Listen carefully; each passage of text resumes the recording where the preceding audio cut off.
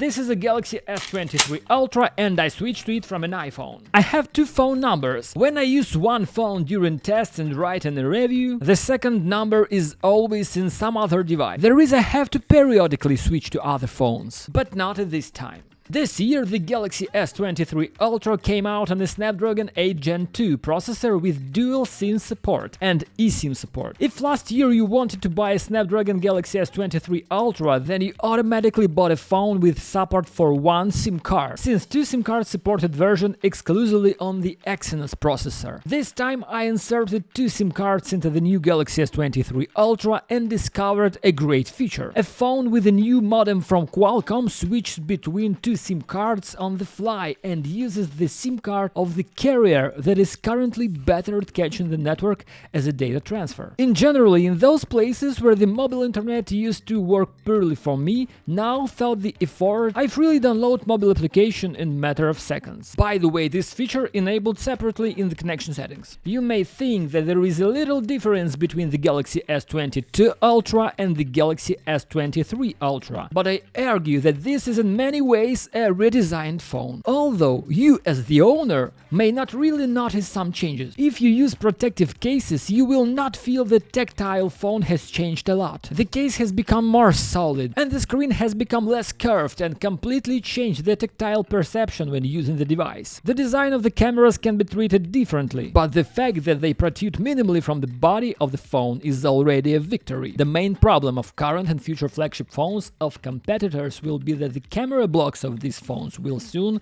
be as thick as this phone itself. Samsung is still holding on, which we must say thank you. But what you'll definitely notice about the new Galaxy S23 Ultra is the change in battery life. The Galaxy S23 Ultra holds the record for battery life. The 5000 battery coupled with the new processor gave the device an incredible boost in battery life. I can't believe I'm saying this, but I managed to work with this device for almost 2 days. This hasn't happened in my personal experience for a very long time. The Galaxy S23 Ultra is very expensive, so you want to all the functions of the device to work at maximum capacity. Immediately go to the screen settings and set the resolution to maximum value. This year, the operating time of the device allows us to set the maximum screen resolution and not worry that the phone will be discharged by the evening. The screen is very bright. In the settings, I turned on the extra dim function to make the minimum brightness level even lower when reading at night. Now I have an icon at the bottom of the screen to quickly launch this feature. The PVM level of the Galaxy S23 Ultra screen has not changed. I spent half an hour on the Samsung forum to find people who are interested in the topic of PVM in Samsung screens and found a post from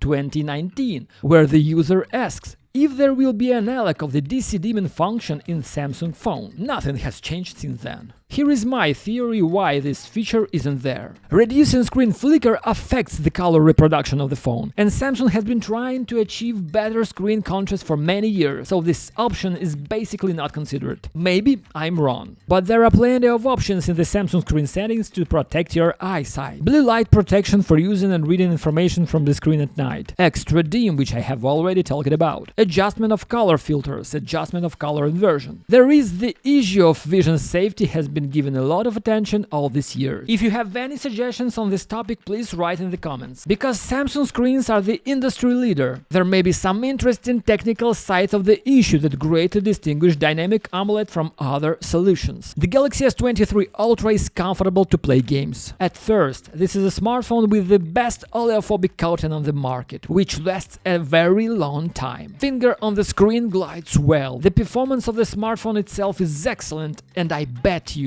do not try to evaluate the performance of the smartphone with benchmark. They have nothing to do with the real use at all. Galaxy S23 Ultra supports USB Type-C 3.2 standard data transfer. Nowadays, this is more important than ever. A phone can record video in 8K, take photos in 200 megapixels, 40 megabytes in size, and all this needs to be downloaded to a computer somehow how quickly. If you knew what a thrill it is to just take a phone, connect into computer and transfer 100 GB of footage during the day in a few minutes. I think you understand which phone and which company should be ashamed of now. With this release of the Samsung Galaxy S23 series, Samsung and Google have focused on the fast pair feature, and this is what I was missing. I use a lot of third-party gadgets, and now my Galaxy S23 Ultra detects them instantly and prompts me to connect the device. It is very comfortable. Samsung cooperation is not limited to Google. Microsoft is also joining this tandem. When choosing a Samsung phone, you buy a device that gets the latest version of Android faster than others, and with it, for example, the convenient link to Windows function. You can connect your phone remotely to your Windows computer and write SMS messages or make phone calls right behind the screen of a Windows computer or gaming laptop. You can also launch mobile application from your Galaxy right there. Finally, the three most popular products on the market,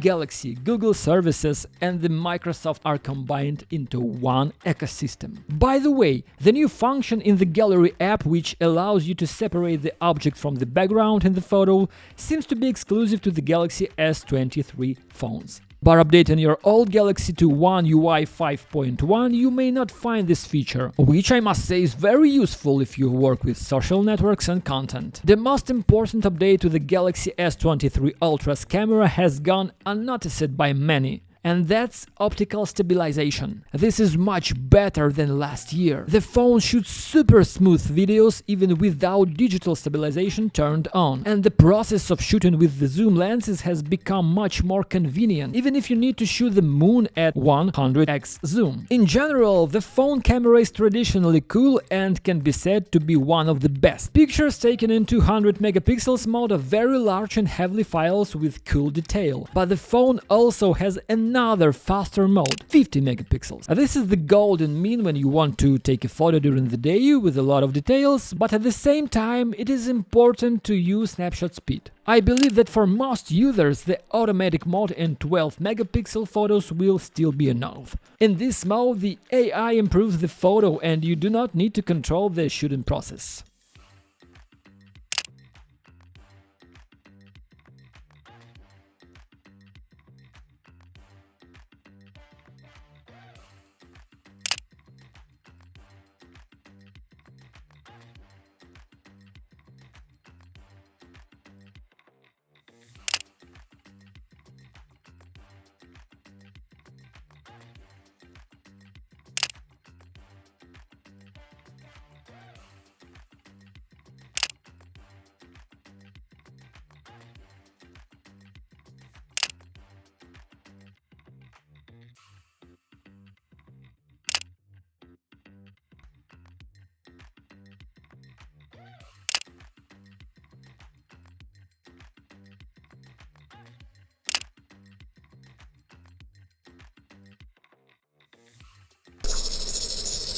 At the presentation, Samsung paid little attention to the S Pen in the Galaxy S23 Ultra, and for good reason. It is already very difficult to technically change the S Pen, just as it is difficult to come up with new use cases for it. It still has a minimum input delay of 2.8 milliseconds. It's still being developed by Wacom. I doubt very much that S Pen lovers are missing something in this accessory. It is self-sufficient. Conclusion: the Galaxy S23 Ultra is Samsung's best flagship phone of all time, and this time it's the best for all markets. There is no guarantee that next year will be the same. The buyer of the Galaxy S23 Ultra may find himself in a situation similar to the one that buyers of the Galaxy Note 20 Ultra once found themselves in. By purchasing this phone, you will thank yourself for a few more years that you made such a right choice. By the way, the new flagship Exynos processor is coming out next year. Samsung has not forgotten about the processor of its own production, so we are in for a very interesting adventure and competition in the future. Thanks for watching, don't miss new videos,